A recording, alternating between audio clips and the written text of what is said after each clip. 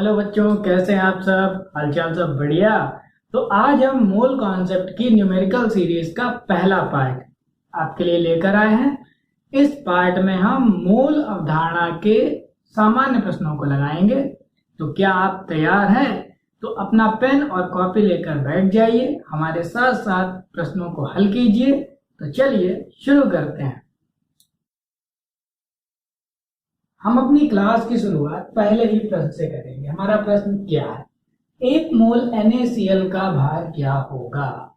What will be the weight of 1 mole NaCl? तो मोल से related problems को solve करने से पहले हम क्या करेंगे? हम कॉपी के पेज पर साइड में मोल T बना देंगे, ठीक है। और उसके बाद हम ये देखेंगे कि हमारा जो क्वेश्चन है वो कहां से आया है, ठीक है। हमसे पूछा गया है वेट, हमें यहां पर दिया गया है मोल, तो जो प्रॉब्लम है वो यहां से आई है। तो फार्मूला भी जो यहां पर यूज करते हैं वही यूज करेंगे, ठीक है। अगर आपको मोल के फार्मूलाज नहीं आते तो लिंक ऊपर शो कर रहा है, आप उस पर क्लिक कीजिए और मोल के सभी फार्मूलाज को बनाना और उन्हें याद रखने की ट्रिक वहां से सीख लीजिए। खैर, हम आ जाते हैं अपने प्रश्न पर। तो हमें पता चल गया कि हमें यहां पर जो फॉर्मूला यूज होता है वही यूज करना है। क्या है वो फॉर्मूला? मोलों की संख्या, number of moles is equal, यहां पर है पदार्थ का द्रव्यमान, हमें दिया भार, तो हम यूज करेंगे भार। पदार्थ का भार, वेट ऑफ सब्सटेंस अपॉन, अब सब्सटेंस में हमारे पास क्या है? NaCl है। NaCl क्या है? कंपाउंड है, यौगिक है। यौगिक में क्या होता है? जब नीचे यूज करेंगे तो यूज क्या करेंगे? ग्राम अणु द्रव्यमान। अब भार है तो भार लिखेंगे। यहाँ पे नीचे किससे भाग दिया जाएगा? ग्राम अणु भार, ग्राम मोलर मास। मास में यहाँ पे वेट यूज होगा, ठीक है। अब पदार्थ है NaCl, तो NaCl का ग्राम अणुभार क्या होगा? तो Na का होता है 23, Cl का होता है 35.5, तो NaCl का कितना हो जाएगा? दोनों को जोड़ दें, 58.5। अब फॉर्मूला लग चुका है, देख लीजिए हमको क्या क्या मिलता है। यहाँ पर एक मोल यहाँ पर यूज होगा, NaCl का भार, ये पदार्थ के भार की जगह क्या है? NaCl का भार पता करना है, वो यहां पर होगा। और ग्राम अणु द्रव्यमान किसका? NaCl का, वो हमने निकाल लिया। चलिए वैल्यू रख देते हैं, यहाँ पर एक, यहाँ पर किसका लिखेंगे? NaCl का भार, और नीचे क्या लिखा जाएगा बटे में? 58.5। तो NaCl का भार, weight of NaCl is equal to 1 multiplied by 58.5। तो आंसर कितना हो जाएगा? 58.5। आप देख लीजिए कितना आसान सवाल, बशर्ते आपको पता होना चाहिए था कि कौन सा फार्मूला लगेगा, ठीक है। तो मोल T को बहुत अच्छे से अपने दिमाग में रखिएगा। अब हम चलते हैं अपनी नेक्स्ट प्रॉब्लम की ओर। हमारा प्रश्न क्या है? हाइड्रोजन के एक परमाणु का भार क्या होगा? What will be the weight of 1 atom of hydrogen? अब देखिए यहाँ पर तो मोल भी नहीं दिया गया, डायरेक्ट पूछ दिया हाइड्रोजन के एक परमाणु का भार क्या होगा। हम यहाँ पर तो जा ही नहीं पा रहे। तो जब भी कभी ऐसी प्रॉब्लम आपके सामने आए, तत्व दे दिया जाए और उसके एक परमाणु का आपसे भार पूछ लिया जाए, तो ऐसी प्रॉब्लम्स को हम कैसे सॉल्व करें। ठीक है, चलिए देखते। जब भी कभी ऐसी प्रॉब्लम आए तो हम क्या लिखें, हाइड्रोजन का ग्राम परमाणु भार बराबर किसके होगा, हाइड्रोजन के एक मोल में जितने परमाणु होंगे उनके भार के बराबर होगा। ऐसा हमने मोल कॉन्सेप्ट की क्लासेस में जाना था। तो कितने परमाणुओं के भार के बराबर होगा, 6.022 गुणे 10⁻23 H परमाणु के भार के बराबर होगा। ठीक है, तो हाइड्रोजन का ग्राम परमाणु भार कितना होता है, हाइड्रोजन के ग्राम में परमाणु भार के बराबर हो जाएगा। तो कितना होगा, 1 ग्राम, क्योंकि हाइड्रोजन का परमाणु भार कितना होता है, 1, बराबर 6.022 गुणे 10⁻23 H परमाणु का। ठीक है, तो इतने परमाणुओं का भार 1 ग्राम है, तो एक परमाणु का भार कितना होगा, 1 H परमाणु का भार बराबर कितना हो जाएगा, 1/6.022 गुणे 10⁻23 ग्राम। जब हम इसकी गणना करेंगे तो आएगा 1.66 गुणे 10⁻−24 ग्राम। इसे देखकर कुछ याद आ रहा है, ये एक प्रोटॉन के भार के बराबर है। ठीक है, तो यहां से हमें एक और बात पता चल गई कि हाइड्रोजन के एक परमाणु का भार जो होता है वो एक प्रोटॉन के भार के लगभग बराबर होता है। अब अगर आपसे किसी भी तत्व का एक परमाणु का भार पूछ दे तो बस आप क्या लिखेंगे, उस तत्व का ग्राम परमाणु भार बराबर उसके इतने ही परमाणुओं का भार होगा। ठीक है, और उसके बाद आप बड़ी आसानी से ऐसे ही उस तत्व के एक परमाणु का भार भी बता सकेंगे। ठीक है, अब हम चलते हैं अपने अगले प्रश्न की ओर। हमारा तीसरा प्रश्न क्या है, 1 ग्राम हीलियम में परमाणुओं की संख्या तथा उसका एनटीपी पर आयतन ज्ञात कीजिए। ठीक है, find the number of atoms in 1 gram helium and its volume on NTP. ठीक है, तो एनटीपी से कंफ्यूज मत होइए, जो हम एसटीपी पर फार्मूला लगाते थे वही फार्मूला हम एनटीपी पर लगाएंगे। ठीक है, अब पहले पता तो कर लिया जाए क्या दिया है और कहां जाना है। तो दिया है द्रव्यमान, हम हैं यहां पर। ठीक है, अब जाना कहां है, पहला काम क्या है, परमाणुओं की संख्या, तो यहां से यहां जाना है। चलिए, पहला प्रश्न पता चल गया कि हमें द्रव्यमान दिया है और संख्या कणों की पता करनी है। दूसरा प्रश्न क्या है, उसका एनटीपी पर आयतन ज्ञात कीजिए। तो 1 ग्राम हीलियम का हमें अब क्या करना है, तो भैया आयतन हमें मिलेगा यहां। पहला प्रश्न कहता है कि यहां से यहां आइए, तो जाना पड़ेगा मोल के पास। दूसरा प्रश्न कहता है द्रव्यमान दिया है, आयतन बताइए, तो जाना होगा यहां से यहां, तो किसके थ्रू जाएंगे, मोल के थ्रू। तो अगर हमें यह पता चल जाए 1 ग्राम हीलियम में कितने मोल होते हैं, तो हम बड़ी आसानी से मोल को कणों में और मोल को किसमें, गैस के आयतन में बदल सकते हैं। तो पहले तो हम निकालेंगे हीलियम के मोल, मोलों की संख्या,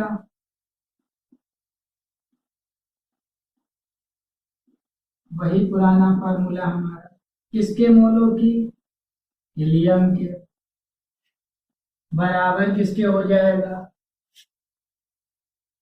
हीलियम का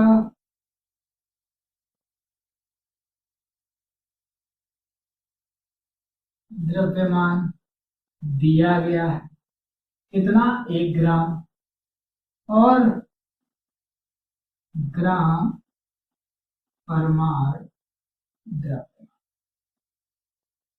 ठीक है, कितना हो जाएगा, 1/, हीलियम का ग्राम परमाणु द्रव्यमान कितना होता है, 4। तो हीलियम के हमारे पास है 1/4 मोल। ठीक है, अब हमें पता करने हैं इतने मोल में किसकी संख्या, कणों की संख्या। ठीक है,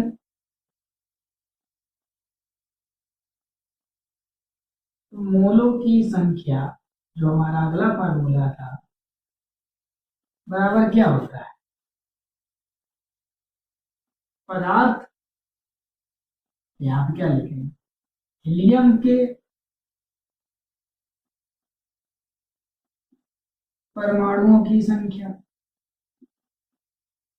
क्योंकि हम मोल किसके निकाल रहे हैं, हीलियम के, निकाल चुके हैं, बटे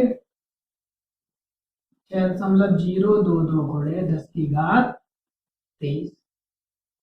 ठीक है, यही फार्मूला तो हम यूज करते हैं यहाँ पर। मोलों की संख्या हमें पता है कितने हैं, 1/4। He के परमाणुओं की संख्या हमें पता करनी है,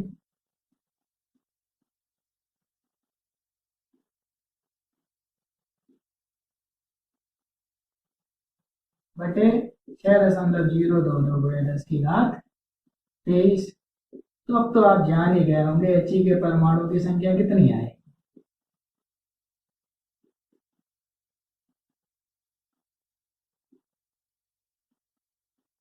1/4 गुणे 6.022 गुणे 10⁻23 कितना आएगा, डिवाइड कर लीजिए, 1.505 गुणे 10⁻23।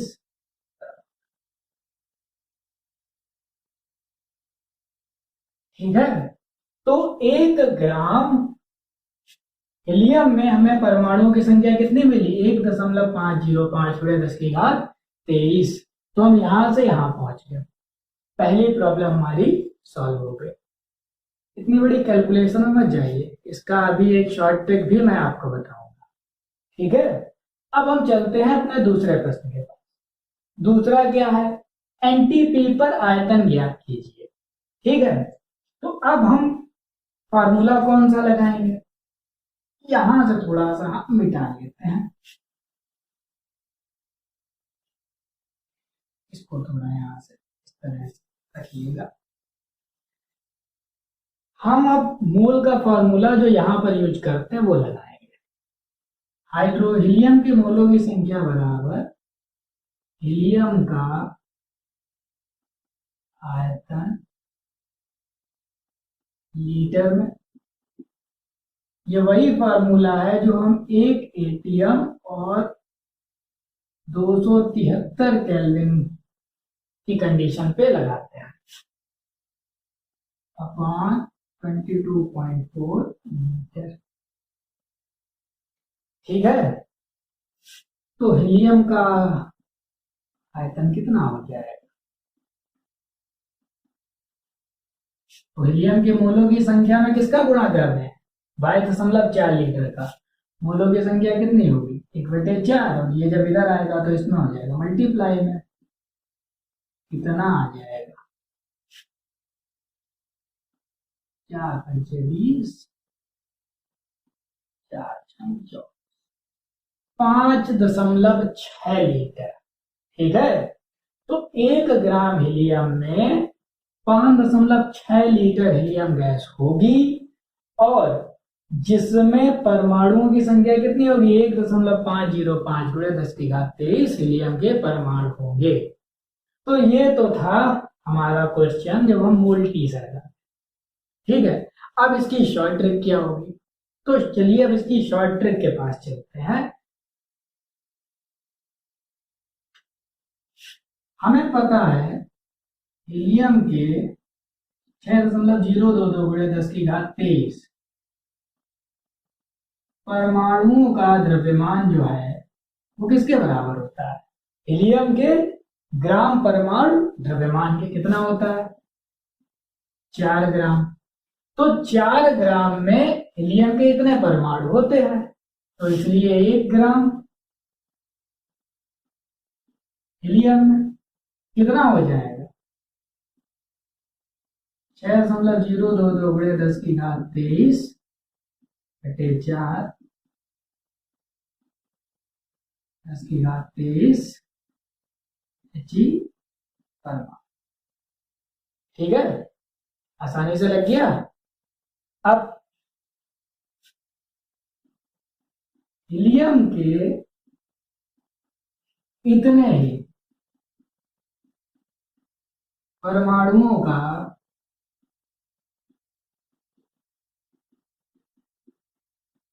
एनटीपी पर आयतन कितना होता है?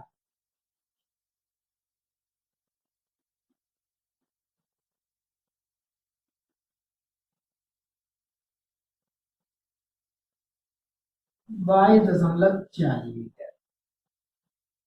ठीक है, तो इतने परमाणुओं का कितना हो जाएगा?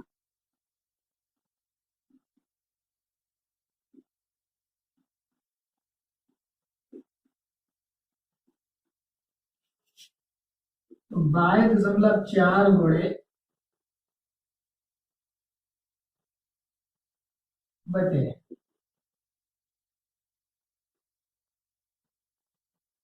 इससे ये कट गया, 4 आया,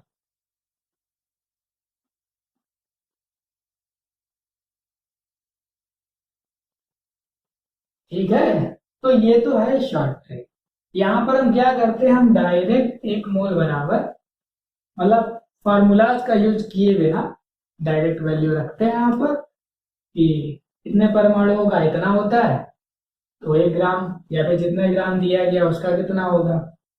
और यहाँ पर आप देख ही चुके हैं, क्योंकि 1 मोल का आयतन कितना होता है, किसी भी गैस का 1 मोल एनटीपी पर 22.4 लीटर के बराबर होता है। 1 मोल में इतने कण होते हैं, तो हमें कणों की संख्या पहले ही पता दी, हमने कणों की संख्या रख दी और आयतन निकाल लिया। इस तरह से हमने इस प्रॉब्लम को भी सॉल्व कर दिया। चलते हैं अगले प्रश्न की ओर। अब हम आ गए अपने चौथे प्रश्न के पास। क्या है? 10 ग्राम सुक्रोज में कितने मोल होंगे? How many moles will be present in 10 gram sucrose? ठीक है, तो भैया आपके पास चीनी है, हाथ में चीनी पकड़े हुए हैं 10 ग्राम, और आप चाहते हैं इसमें कितने मोल हैं। थोड़ा और प्रश्न को आगे ले जाना चाहे तो 10 ग्राम अगर चीनी मेरे हाथ में है, तो इसमें चीनी के कितने अणु होंगे, मॉलिक्यूल्स होंगे। अगर हम ये भी बताना चाहें, वो भी इसी प्रश्न में हम बताएंगे। चलिए तो शुरू करते हैं इसको लगाना। हम हैं कहाँ पर? यहाँ पर। जाना कहाँ है? यहाँ पर। तो कौन सा फार्मूला लगेगा जो इस जगह के लिए हम लगाते हैं? तो क्या लिखेंगे? सुक्रोज के मोलों की संख्या, number of moles of sucrose is equal to sucrose का द्रव्यमान, जो ग्राम में दिया है, बटे ग्राम। अब ये क्या है? यौगिक है, कंपाउंड है, तो यहां पर क्या यूज करेंगे? अणु द्रव्यमान। ठीक है, अब सुक्रोज का ग्राम अणु द्रव्यमान कितना होगा? पहले इसका आणविक द्रव्यमान निकालते हैं। कार्बन का होता है 12, हाइड्रोजन का होता है 1, ऑक्सीजन का होता है 16। तो C12H22O11 का कितना हो जाएगा? 12 × 12 प्लस 22 × 1 प्लस 11 × करते हैं 144 प्लस 22 176।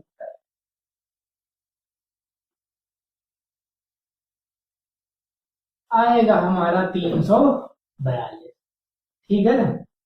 चलिए, ये तो हमें पता चल गया। अब पता क्या करना है, मोलों की संख्या। तो यहाँ पे कितना लिखेंगे, 10 बटे द्रव्यमान कितना दिया है, 10 ग्राम, 342 कितना आएगा, 0.0292। ठीक है। तो इतने क्या होंगे, मोल होंगे। अब हमें एक स्टेप और आगे जाना है। अगर हम डायरेक्ट यहां से यहां पहुंचना चाहें तो, अगर हमें पता करना हो 10 ग्राम सुक्रोज में कितने अणु होंगे चीनी के, तो हम क्या करेंगे, अगला फॉर्मूला यूज करेंगे, या फिर जैसा हमने अभी पिछले क्वेश्चन में किया था वो भी कर सकते हैं। हमें पता है कि 1 मोल किसी भी पदार्थ का होता है, अगर वो सुक्रोज का है तो उसमें सुक्रोज के कितने अणु होंगे, 23 अणु। ठीक है। तो कितने मोल निकले हैं, कितने मोल निकले हैं, 0.0292 मोल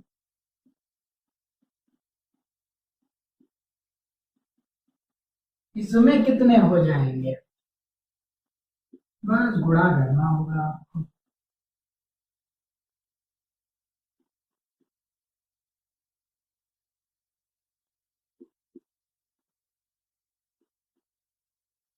थोड़ा हम मिटा दें।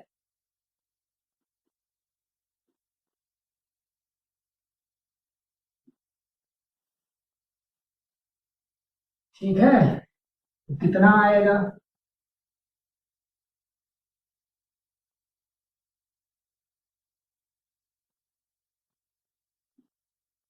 10 की घात 23, या फिर 1.752 गुणे 10 की घात 23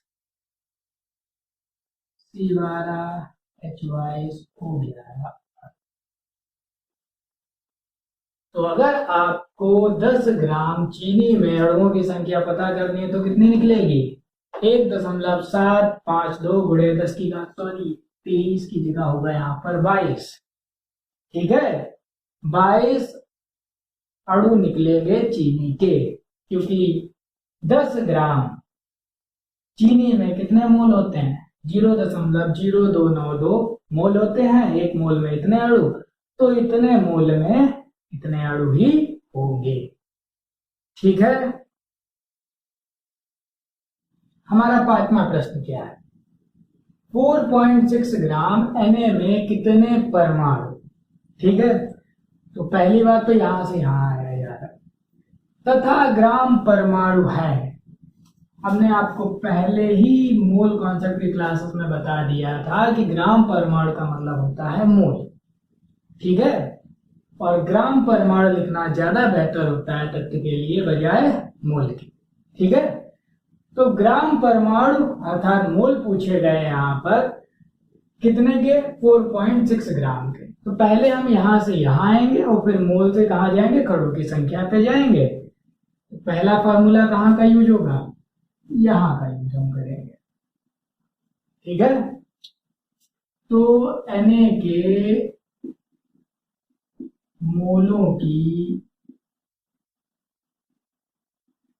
संख्या बराबर कितनी होगी, Na का द्रव्यमान जो दिया गया है ग्राम में बटे ग्राम। अब Na क्या है, तत्व है, इसलिए यहाँ पे क्या यूज करेंगे हम लोग, परमाणु द्रव्यमान। Na का ग्राम परमाणु द्रव्यमान कितना होता है, 30। द्रव्यमान कितना दिया गया है, 4.6। कितने मोल आए, 0.2 मोल आए। ठीक है। अब चाहे तो आप यहां वाला फॉर्मूला यूज कर लें। क्या फॉर्मूला होता है, मोलों की संख्या बराबर पदार्थ के कणों की संख्या बटे 6.022 ठीक है। यहाँ पर मोल रखे हैं, निकाल लें कैसे। 0.2 इज इक्वल टू Na के कण की जगह क्या है, परमाणुओं की संख्या बटे 6.022 इंटू 10⁻23। तो Na के परमाणु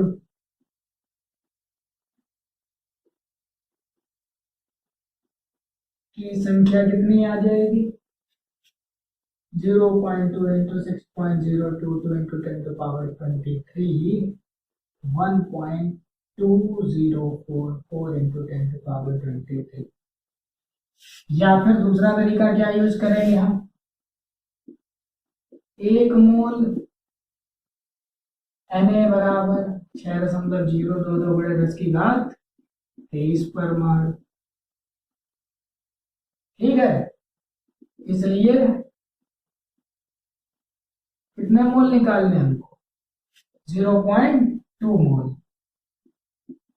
0.2 इंटू 6.022 इंटू 10⁻23 Na परमाणु कितना आ जाएगा,